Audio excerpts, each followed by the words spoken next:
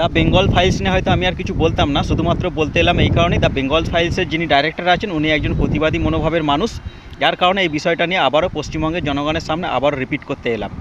The Bengal ফাইলসের যিনি director আছেন উনি চেয়েছিলেন যে ট্রেলারটাকে কোনো পশ্চিমবঙ্গের কোনো হলের মধ্যে ওটাকে রিলিজ করতে চেয়েছিলেন, কিন্তু শাসক দল সেটা হতে দেয়নি। তারপরে উনি চেয়েছিলেন কোনো হোটেলের মধ্যে সেটাকে রিলিজ করবে, কিন্তু সেখানেও আটকাবার বহু চেষ্টা করে, কিন্তু বর্তমান যুগে কেউ কোনো দিন কাউকে কোনো কাজে আটকাতে পারে না। তারপর শেষে তিনি কিন্তু ট্রেলারটাকে রিলিজ করেই ছেড়েছেন, আর খুব শিগগিরই পিকচারটাও আসবে।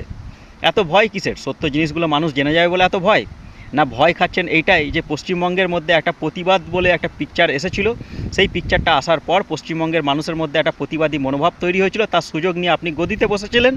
আর যার কারণে এই বেঙ্গল ফাইলস রিলিজ হওয়ার পর যদি পশ্চিমবঙ্গের মানুষের মধ্যে প্রতিবাদী মনোভাব এসে যায়, তাহলে আপনার গদি টলমল হয়ে যাবে, সেটা ভয় খাচ্ছেন কোনটা?